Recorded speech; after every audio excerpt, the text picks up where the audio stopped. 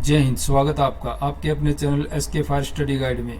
आज हम जानेंगे लीव रूल्स 1972 के विषय में। फायर से संबंधित वीडियो देखनी है तो चैनल को लाइक, शेयर और सब्सक्राइब करें। चैनल पर फायर इक्विपमेंट, धुएं से आग की पहचान, extinguishers, fire pump, fire prevention आदि चैनल पर वीडियो अपलोड हो चुकी हैं। अब हम जानेंगे leave rules CCS leave rules के विषय में। CCS compilation of central civil service leave rule 1972। इसमें सेंट्रल सिविल सर्विस के सभी डिपार्टमेंट और ये छुट्टियां स्टेट गवर्नमेंट से भी प्रेरित होती हैं, इसलिए इन छुट्टियों के विषय में सभी सेंटर और स्टेट डिपार्टमेंट में काम करने वाले सभी कर्मचारियों को इनके विषय में जानकारी होना चाहिए। लीव की जानकारी होने से पहले इसके कुछ प्रिंसिपल सिद्धांत है, इसके विषय में भी जानना जरूरी है। सबसे पहले छुट्टी लेना अधिकार नहीं है, अधिकार के साथ कर्तव्य भी होता है। यानी जिस सीट पर आप काम कर रहे हैं या काम कर रहे हो उस सीट का कार्य कौन देखेगा, उसको देखते हुए सक्षम अधिकारी छुट्टी को अस्वीकार या निरस्त भी कर सकता है।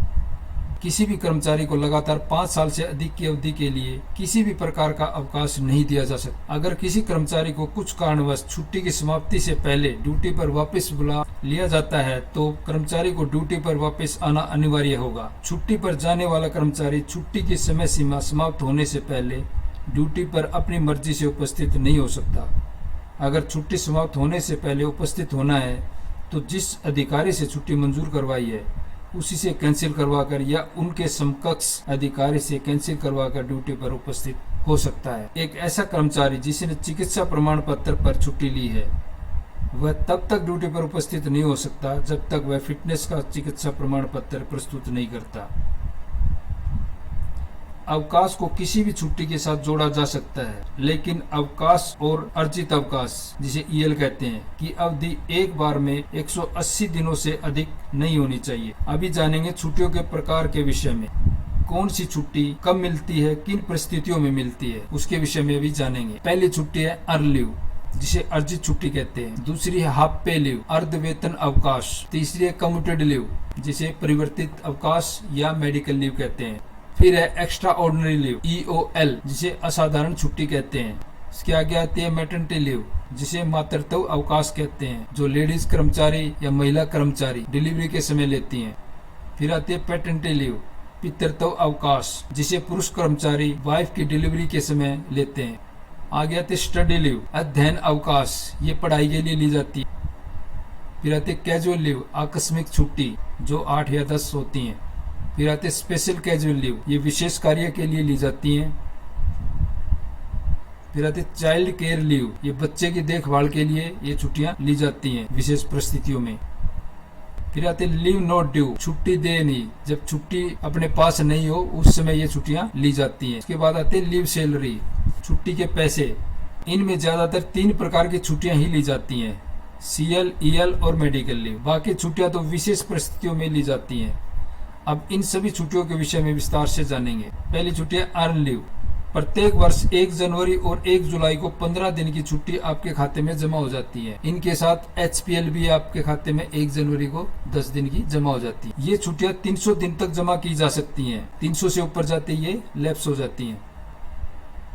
किसी कर्मचारी की ज्वाइनिंग के बाद वर्ष के जितने महीने बचेंगे उसी हिसाब से 2.5 छुट्टी हर महीने के हिसाब से जमा होंगी। जिस छमाही में कर्मचारी सर्विस से रिटायर होने वाला है या सेवा से इस्तीफा देने वाला है, सेवानिवृत्त या इस्तीफा देने से पहले जितने महीने नौकरी होगी उसी हिसाब से EL छुट्टी 2.5 पर मंथ क्रेडिट होगी। छुट्टी देते समय आधा दिन के अंश को निकटतम दिन में पूर्णांकित किया जाना चाहिए, अर्थात अगर 7.5 दिन की छुट्टी बनती है तो उसे 8 दिनों के रूप में पूर्णांकित किया जाना चाहिए। EL छुट्टी 300 दिन तक जमा किया जा सकता है। EL छुट्टी एक बार में 180 दिनों तक लिया जा सकता है। ग्रुप A और B के अधिकारियों को 180 दिनों से अधिक छुट्टी दी जा सकती है, बशर्ते कि वह छुट्टी कम से कम 180 दिन या सारी छुट्टी विदेश में खर्च की गई हो। सेवानिवृत्त के लिए प्रारंभिक अवकाश के मामले में EL 300 दिन तक की अवधि में लिया जा सकता है। आगे आती है हाफ पे लीव। ये 1/1/1986 से प्रत्येक वर्ष 1 जनवरी और 1 जुलाई को 10 दिनों की दर से HPL अग्रिम रूप से जमा किया जाता है। अगर किसी कर्मचारी को वर्ष के बीच में नियुक्त किया जाता है तो उसे प्रत्येक महीने 5/3 दिनों की दर से छुट्टी प्राप्त होगी। फ्रैक्शन में आने पर इसे राउंड ऑफ कर दिया जाता है, यानी अगर 7.5 होगी या 8.5 होगी तो उसे 8 या 9 कर दिया जाएगा। यह मेडिकल सर्टिफिकेट के साथ या बिना मेडिकल सर्टिफिकेट के साथ लिया जा सकता है। मेडिकल सर्टिफिकेट लगाकर एचपीएल को फुल पे लीव में या कम्यूटेड लीव में कन्वर्ट कर सकते हैं। ये छुट्टी लेने पर आधा वेतन काट लिया जाता है। अगर 10 दिन की छुट्टी ली है तो 10 दिन के वेतन से आधा वेतन काट लिया जाता है और 10 दिन की छुट्टी भी साथ में काट ली जाती है। ये ज्यादा से ज्यादा 180 दिन की छुट्टी अप्रूव हो सकती है अगर आप कहीं कोर्स कर रहे हैं या कहीं पढ़ाई कर रहे हैं। और ये छुट्टियां मैटरनिटी लीव के साथ ज्यादा से ज्यादा 120 दिन तक दी जा सकती है बगैर मेडिकल सर्टिफिकेट के। आगे आते हैं कम्यूटेड लीव, जिसे परिवर्तित छुट्टी कहते हैं और इसे मेडिकल लीव भी कहते हैं। इसमें दुगनी छुट्टी कटती है। मेडिकल सर्टिफिकेट के साथ जितनी आपकी एचपीएल है उनकी आधी से अधिक नहीं ली जा सकती। ये स्टडी के लिए 90 दिन अधिकतम व महिला कर्मचारी को मैटरनिटी लीव के साथ 60 दिन दी जा सकती है। एचपीएल को मेडिकल सर्टिफिकेट के साथ लेकर कम्यूटेड लीव बनाई जा सकती है। एक सीजीएचएस लाभार्थी को सीजीएचएस डॉक्टर से मेडिकल सर्टिफिकेट और फिटनेस प्रमाण पत्र लाना चाहिए। अगर 8 किलोमीटर के दायरे के अंदर एएमए नहीं है तो आरएमपी का मेडिकल प्रस्तुत कर सकता है जहां सीजीएचएस की सुविधा नहीं हो। यदि 10 दिन मेडिकल लीव ली है तो अकाउंट से 20 एचपीएल काट ली जाएगी। इसमें आपका वेतन नहीं कटता। आगे आती है एक्स्ट्रा ऑर्डिनरी लीव, जिसे ईओएल कहते हैं। ये कोई छुट्टी नहीं है। आपकी सर्विस को रेगुलाइज करने के लिए यह छुट्टी ऑफिसर देते हैं, जिसे सर्विस ब्रेक नहीं होती। यह छुट्टी तभी दी जाती है जब आपके खाते में कोई भी छुट्टी ना हो या दूसरी छुट्टी रहते आप अगर खुद लिख करके आवेदन दें कि आपको असाधारण छुट्टी या ईओएल की जरूरत है। जैसे आपके पास 10 दिन की छुट्टी है और 10 दिन की छुट्टी के बाद आप बीमार हो गए और आपके पास कोई छुट्टी नहीं है, तब 10 दिन की छुट्टी के बाद आपकी ईओएल लगाई जाती है ताकि आपकी सर्विस को कोई प्रॉब्लम ना हो। एक तरह से ये एब्सेंट ही होती है। इस पीरियड का आपको कोई वेतन नहीं मिलता है। माना जाता है कि ये कोई छुट्टी नहीं है, ना ही ये कभी क्रेडिट होती है। एक स्थायी कर्मचारी को ईओएल तब तक स्वीकृत की जा सकती है जब तक सभी प्रकार की छुट्टियों की अवधि 5 वर्ष से अधिक ना हो। आगे आते हैं मैटरनिटी लीव, मातृत्व छुट्टी। विवाहित या अविवाहित महिला कर्मचारियों को निम्न स्थितियों में मातृत्व छुट्टी दी जा सकती है। गर्भावस्था से 180 दिन तक केवल 2 जीवित बच्चों हेतु ये दी जा सकती हैं। प्रेगनेंसी गर्भावस्था में 180 दिन के लिए और अकाल प्रसव या गर्भपात होने की स्थिति में संपूर्ण सेवा काल में 45 दिनों हेतु ये दिया जाता है। ये छुट्टियां किसी लीव अकाउंट से नहीं काटी जाती। यह छुट्टी पूर्ण वेतन के साथ दिया जाता है। कम्यूटेड लीव सहित कोई भी छुट्टी बिना मेडिकल सर्टिफिकेट प्रस्तुत किए अधिकतम 60 दिनों तक मातृत्व अवकाश के साथ ले सकते हैं। आगे आते हैं पैटर्निटी लीव। यह पुरुष कर्मचारी को 2 जीवित बच्चों हेतु 15 दिन के लिए दिया जाता है। इसे सामान्य रूप से मना नहीं किया जा सकता और 1 वर्ष से कम उम्र के बच्चे को कानूनी रूप से गोद लेने पर भी ये दी जा सकती है। इसकी अवधि 15 दिनों की होती है। बच्चे के जन्म लेने से पहले या बाद में 15 दिन की छुट्टी मिलती है। ये जन्म लेने के 6 महीने तक ले सकते हैं, उसके बाद ये भी लैप्स हो जाती हैं। लीव खाते से ये छुट्टी नहीं काटी जाती। इसे सीएल को छोड़कर किसी अन्य लीव के साथ जोड़ा जा सकता है। आगे आते कैजुअल लीव, जिसे आकस्मिक छुट्टी कहते हैं। ये कोई भी जरूरी कार्य हो उसके लिए ली जाती है। अचानक कोई काम हो गया, आप ड्यूटी पर आ रहे हो, तो इसके लिए अपने सीनियर को इंटीमेट कीजिए और सीएल छुट्टी आपको मिल जाएगी। ये एक साथ 5 छुट्टी ली जा सकती है। विशेष परिस्थितियों में आप ज्यादा भी ले सकते हैं, उसके लिए सुपीरियर की परमिशन की आवश्यकता होती है। सीएल के साथ प्रतिबंधित छुट्टी या स्पेशल सीएल ही लग सकती है, बाकी कोई भी छुट्टी इसके साथ नहीं लगती। इसकी खासियत ये है कि ये आपको अगर दोपहर से पहले या दोपहर बाद कोई काम है तो आप वहां पर हाफ सीएल भी ले सकते हैं। इसकी एक और खासियत ये है कि इसके बीच में संडे हॉलिडे जो भी आते हैं वो सीएल में काउंट नहीं होते या जोड़े नहीं जाते। बाकी सभी छुट्टियों में जोड़े जाते हैं, लेकिन सीएल की ये खासियत है कि सीएल के अंदर कोई भी संडे हॉलिडे नहीं जोड़ा जाता है। सीएल छुट्टी वर्ष के स्टार्ट में क्रेडिट हो जाती है। जहां पर गेस्टेड हॉलीडे 16 मिलते हैं वहां पर 10 सीएल मिलती है और जहां पर 17 गेस्टेड हॉलीडे मिलते हैं वहां पर 8 सीएल मिलती हैं। ये हर वर्ष 31 दिसंबर तक लेने होते हैं। अगर आपने 31 दिसंबर तक नहीं लिए तो ये लैप्स हो जाती हैं। सीएल के दौरान एलटीसी क्लेम किया जा सकता है। सीएल के दौरान संडे और हॉलीडे आने पर उनकी सीएल में काउंटिंग नहीं की जाती। आगे आते हैं स्पेशल कैजुअल लीव। यह निम्न परिस्थितियों में दी जाती है। किसी खिलाड़ी को खेल के आयोजन में खेलने के लिए सांस्कृतिक गतिविधियों में भाग लेने के लिए, पहाड़ों पर चढ़ने के लिए, ट्रेकिंग अभियानों के लिए, परिवार नियोजन हेतु नसबंदी करवाने के लिए, प्राकृतिक आपदाओं, बंद आदि के दौरान, चुनाव के दौरान, सहकारी समिति से जुड़ी बैठकों के लिए, केंद्रीय सचिवालय के संबंध की गतिविधियों के लिए, केंद्र सरकार के कर्मचारी विशेष आकस्मिक अवकाश एक कैलेंडर वर्ष में 10 दिनों से अधिक नहीं ले सकते। अब आते special casual leave for family planning. Family planning के लिए फॉर मेल एम्प्लॉइज के लिए पुरुष कर्मचारी परिवार नियोजन के लिए 5 वर्किंग डेज की छुट्टी ले सकते हैं। पहली बार असफल होने पर, दूसरी बार चिकित्सा प्रमाण पत्र प्रस्तुत करने पर अन्य 6 दिन की छुट्टी ले सकते हैं। अगर कर्मचारी की पत्नी ट्यूबेक्टॉमी, लेप्रोस्कोपी या सल्पिंगएक्टोमी ऑपरेशन से गुजरती है तो अधिकतम 3 दिन की छुट्टी मिलेगी। ऑपरेशन की तारीख के हिसाब से छुट्टी लेनी पड़ेगी। अब स्पेशल कैजुअल लीव है for family planning for female employees के लिए। महिला कर्मचारी को ज्यादा से ज्यादा 10 दिन की छुट्टी ट्यूबेक्टॉमी, लेप्रोस्कोपी के लिए मिलेगी। अगर पहली बार में ऑपरेशन सफल नहीं होता है तो दूसरी बार भी नसबंदी के लिए 10 दिन की छुट्टी मिलेगी।